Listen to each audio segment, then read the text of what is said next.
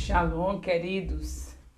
Hoje nós temos Marcos, capítulo 1, Evangelho do Senhor Jesus, segundo Marcos, capítulo 1.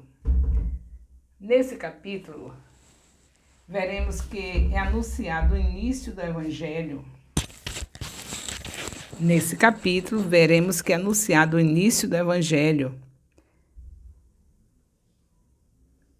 de Jesus Cristo, é claro, o Evangelho de Jesus Cristo. E, ao fazê-lo, apresenta João Batista como mensageiro que prepara o caminho para o Senhor Jesus. Ele apresenta João Batista, preparando o caminho para o Senhor Jesus. Quem que faz isso? Marcos.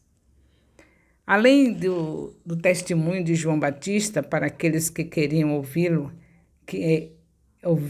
era que Jesus Cristo era tão maior do que ele, que João Batista não achava que ele fosse digno de se curvar para amarrar seus cadarços. João achava e claro que ele é, tão digno que nem amarrar os cadarços do seu sapato, ele não tem a capacidade, não era digno de fazer isso. Esse evangelho está no contexto, esse estudo está dentro do contexto histórico. De acordo com o contexto histórico, os escritores antigos frequentemente mencionavam os temas principais de suas obras em suas introduções. Além de que a abertura do Evangelho de Marcos apresenta a apresentação de Jesus por Marcos como o proclamador e portador do reino de Deus. Então, vamos ver aqui Marcos 1:1. É o princípio do Evangelho. Marcos 1:1. O Evangelho de Marcos começa no princípio do Evangelho, que significa boas novas. No Novo Testamento, o nome de Jesus equivale ao nome Josué do Antigo Testamento e significa Yahvé é salvação. Jesus é identificado como Cristo ou Messias e Filho de Deus. Jesus é descrito também como Filho de Deus, muitas vezes em Marcos, em seu batismo por demônios. Deixa eu repetir aqui. Jesus é descrito também como Filho de Deus, muitas vezes em Marcos, e em seu batismo, no versículo 11, por demônios, Marcos 3:11, transfiguração, Marcos 5:7, julgamento, Marcos 9:7, Marcos 14:61, por julgamento, e na confissão do centurião, Marcos 15:39. Vamos repetir aqui, que esses números deixaram a gente assim, com a pontuação meio difícil. Vamos ver aqui. Nós vemos Marcos 3:11, Marcos 5:7, Marcos 9:7, Marcos 14:61 e Marcos 15:39. Nessa sequência, vocês verão o que Marcos está falando direitinho em relação ao Filho de Deus, a Jesus Cristo. Marcos 1,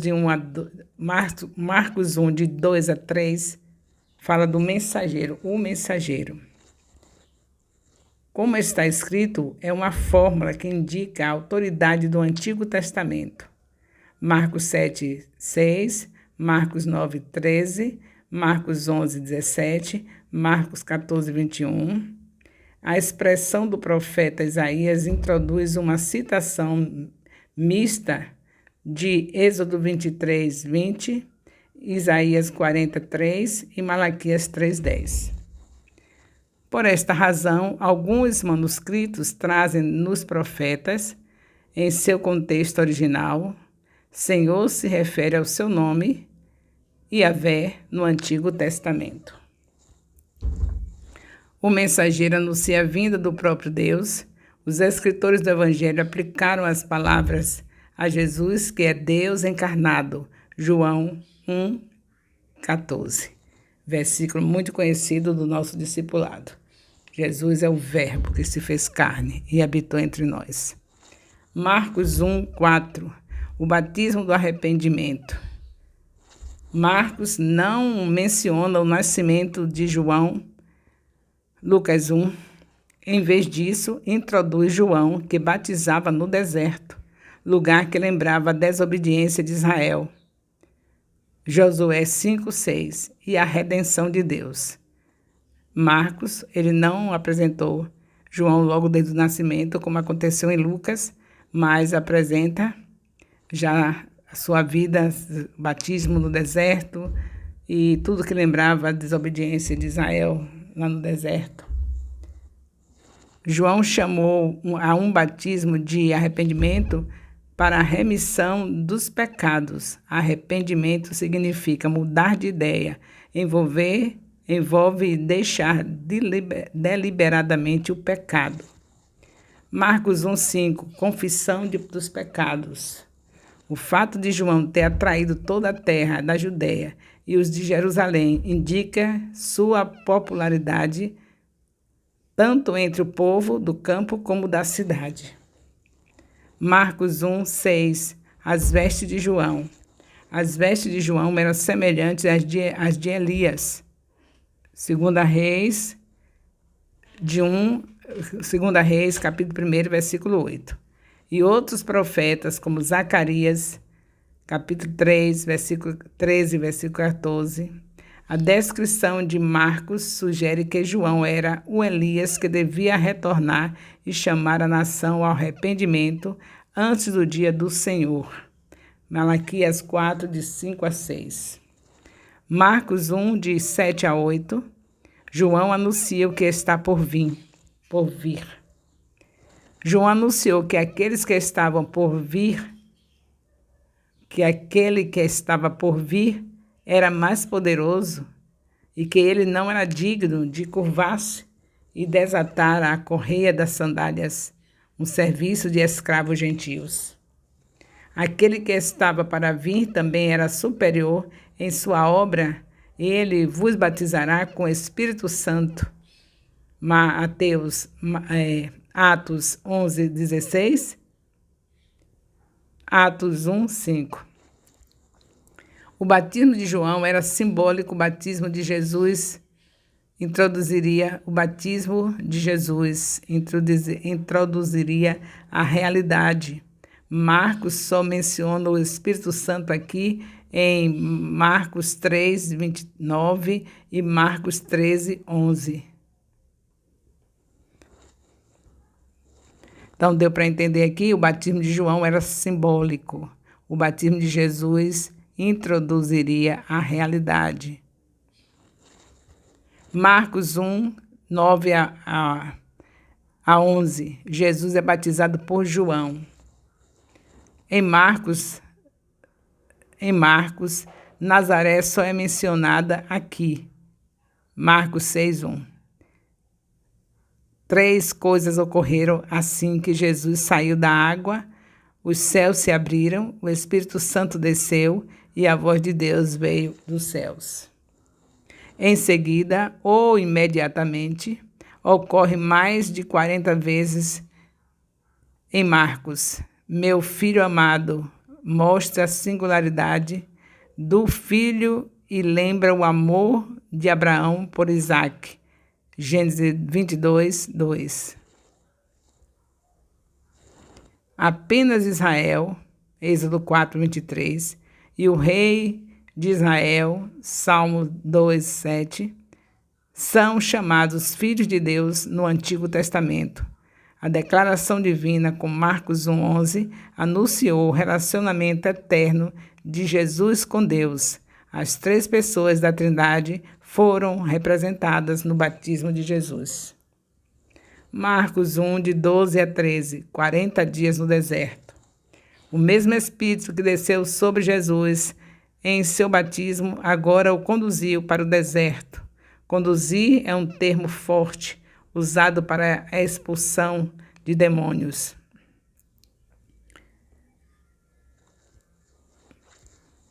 "40 dias no deserto" lembra a aprovação de Israel por 40 anos, bem como o jejum de 40 dias no deserto de Moisés, Deuteronômio 9, 18, e Elias, 1 Reis 19, 8. Os anjos o ministravam está no pretérito imperfeito. Isso pode sugerir que os anjos serviam a Jesus durante toda a sua tentação, serviço, isto não especificado, embora ele não tivesse sido alimentado até o fim, Mateus 4:11.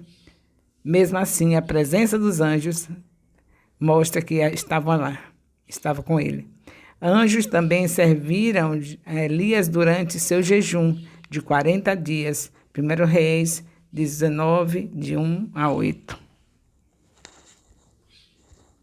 Marcos 1, de 14 a 15. João foi para a prisão.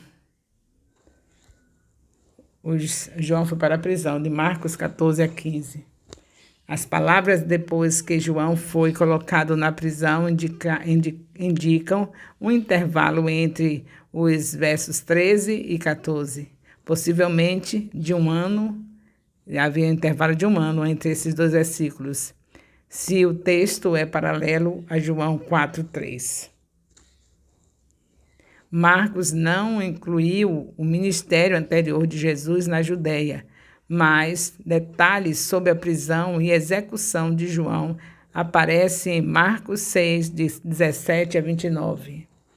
Na pessoa de Jesus, o reino de Deus estava tão próximo que o anúncio de sua chegada requeria resposta imediata: arrependei-vos e crede. Marcos 1, de 16 a 20. Marcos enfatiza a autoridade de Jesus. Marcos inclui 2 relatos de Jesus chamando pecadores, 2 pares de irmãos para se tornarem seus discípulos. Estes 4 constituíam o centro do grupo. Marcos enfatizou a autoridade de Jesus de chamar pessoas para deixarem tudo e segui-lo. De acordo com Lucas 5, de 7 a 10, os 2 pares de irmãos eram sócios no ramo da pesca. Marcos 1, de 16 a 18. Mais pessoas decidem seguir a Jesus.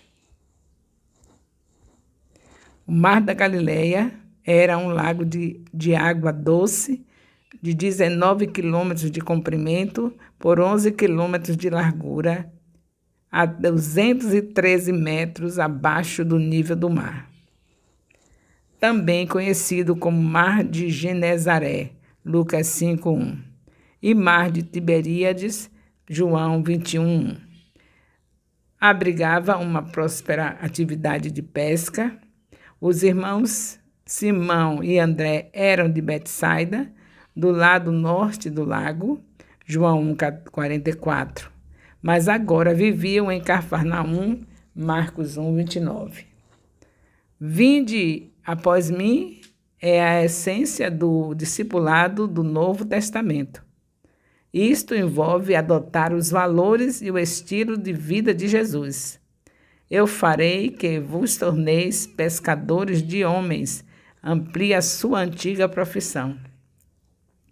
Já tinha uma profissão de pescar peixes, agora Jesus diz, agora você vai pescar homens. As palavras também apontam para um segundo aspecto do discipulado, o chamado para servir o Senhor e as pessoas através do ministério. Marcos 1, de 19 a 20, indo adiante. A expressão indo um pouco adiante liga o chamado dos outros dois irmãos, Tiago e João, ao dos dois primeiros no templo e no espaço. No tempo e no espaço. O chamado de servos assalariados estarem presentes mostra que seu negócio de pesca era próspero. Deixar isso para seguir Jesus significa deixar a vida boa para trás. Uma vida boa para trás. Assim como Simão e André, Tiago e João seguiram Jesus. As palavras de Marcos no grego ligam a resposta deles, no verso 20, diretamente à ordem de Jesus. No versículo 17. Marcos 1, de 21 a 22, o dia do Shabat. Cafarnaum, na costa noroeste do mar da Galiléia, tornou-se o lar, Marcos 2, 1, e a base de operações de Jesus, Mateus 4, 13. Se tornou o lar e a base de operações de Jesus. Marcos não registrou o que Jesus ensinava na sinagoga, mas disse que os presentes ficavam admirados. Esta era uma reação comum aos ensinamentos de Jesus. Marcos 6, 2, Marcos 7, 37, Marcos 10, 26. O que impressiona os ouvintes era a autoridade com que Jesus ensinava. Sua autoridade contrastava com a dos escribas, que tinham domínio da Torá e valorizavam interpretações tradicionais, tradições orais. Em Marcos, os escribas eram os oponentes mais ferozes de Jesus e estavam entre os principais instigadores que o levaram à morte. Marcos 1, de 23 a 24. O espírito imundo. Ali estava na sinagoga este evento dos versículos 21 a 22. Marcos usou o espírito imundo para detonar um espírito demoníaco. Espírito imundo contrasta com a identificação de Jesus pelos demônios, o Santo de Deus. O grito do homem, o que temos nós contigo, lembra as palavras de Jefté ao rei Amonita, Juízes 11, 12, e da viúva de Sarepta a Elias, 1 Reis 17, 18. Eu já disse a vocês que a Bíblia tem que ser lida assim, de Gênesis a Apocalipse. Chegou em Apocalipse, volta de novo para Gênesis. Vocês veem que os fatos que aconteceram nos livros que já estudamos, lá atrás, passado, já estudamos Juízes e outros livros, e estão citados aqui já no Novo Testamento. Por isso, não fique decorando versículos porque você acha bonito e esqueça de fazer o principal, que é ler a Bíblia de Gênesis a Apocalipse. Não está impedido de você decorar versículos, mas você fazer somente isso é ridículo. Nós temos um prato saboroso que o Senhor deixou para nós, o alimento do dia a dia, pelo menos um capítulo por dia, pelo menos. Mas se você realmente está sendo obediente, lendo um pela manhã no lugar secreto, outro capítulo depois do almoço, enquanto descansa o almoço, e uma noite com sua família fazendo culto doméstico, tenho certeza que o bom servo faz além do que o Senhor pede. Aí você está além, está muito além. A palavra diz que é para estar meditando na palavra de dia e de noite. Então, eu acho que você, com 3 capítulos, está obedecendo um pouquinho mais. Isso quer dizer que você é um bom servo. A palavra de Deus registra isso, que o bom servo faz além do que o seu Senhor pede. Marcos 1, de 25 a 26, Jesus repreende o espírito imundo. Ele repreende o espírito imundo. Nós vemos aqui, baseado na autoridade da sua palavra, Jesus repreendeu e expulsou o espírito e lhe ordenou: cala-te, seja amordaçado e sai dele. O espírito convulsionando o homem e gritando, expressou sua desesperada, porém inútil resistência a Jesus. Ficou desesperada a sua expressão para mostrar resistência a Jesus, mas foi inútil. Jesus é o poderoso Deus que estava aqui na terra em carne. Marcos 1, de 27 a 28, todos se espantam com o poder de Jesus. Os que estavam presentes ficaram espantados ao verem o exorcismo, principalmente por causa da autoridade com que Jesus o realizou. A declaração de que os espíritos imundos lhe obedecem indica que eles acreditavam que aquilo que Jesus fizera a um espírito, ele poderia fazer a todos. A palavra imediatamente indica quão velozmente a notícia desses acontecimentos se espalhou por toda a região ao redor da Galileia. Marcos 1, de 29 a 31. Jesus cura a sogra de Pedro. E imediatamente saindo ele da sinagoga, liga os versículos 29 a 34. Ao mesmo dia de Shabat, dos versículos 21 a 28. A casa de Simão e André era grande e suficiente para acomodar Jesus e seus seguidores. Arqueólogos identificaram uma casa como está próxima à sinagoga de Cafarnaum. A mãe da esposa de Pedro indica que Pedro era casado. 1 Coríntios 9, 5 sugere que a esposa de Pedro o apoiava em seu ministério. Jesus não falou sobre Jesus não falou palavra alguma para curar a sogra de Pedro. Simplesmente tomou-a pela mão. A expressão levantou-a é comum nas curas de Jesus em Marcos. Marcos 1, de 32 a 34. Jesus continuava realizando diversos milagres. A expressão quando o sol se pôs enfatiza que as proibições do Shabat acerca do trabalho haviam terminado, já que o Shabat terminara ao pôr do sol. As expressões que estavam enfermos e os possuídos com demônios relembram os dois tipos de cura que Jesus realizou anteriormente naquele dia, os versículos 23 e 26 e 30 e 31. A descrição de Marcos das obras de Jesus afirma que a distinção entre doença e possessão demoníaca. Ele curou os enfermos, mas expulsou os demônios. Marcos 3, de 10 a 11, Marcos 6, 13.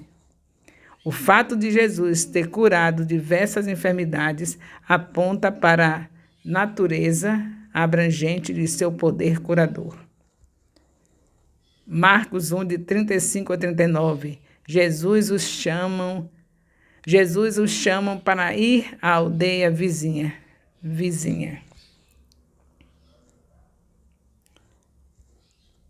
De madrugada, levantando-se muito antes do dia clarear, juntos indicava que Jesus não descansou muito depois das atividades da noite anterior. O horário cedo que como ele saiu despercebido da cidade. Esse horário cedo mostra isso, que ele saiu despercebido da cidade. Os verbos que indicam movimento, levantando-se, saiu e foi, descrevem a busca de Jesus por um lugar deserto, a mesma palavra usada para o deserto onde João pregara. Versículo 4. E onde Jesus fora tentado. Versículo 12. As palavras Simão e Os que com ele estavam referem-se aos 4 discípulos que Jesus chamou. Esta é a primeira vez que Marcos retrata Pedro como principal discípulo. Ao encontrá-lo, sugere uma intrusão não desejada. Aparentemente, todos esperavam mais milagres, mas Jesus pretendia pregar, voltando assim ao foco do início de seu ministério. Versículo 14 e 15. Marcos 1, de 40 a 45, Jesus purifica o leproso. E vindo ele, mostra que o doente tomou a iniciativa e que ele quebrou o protocolo ao fazê-lo. Suas palavras: se tu quiseres, podes purificar-me, reconheciam o poder de Jesus e denotavam sua submissão à vontade de Jesus.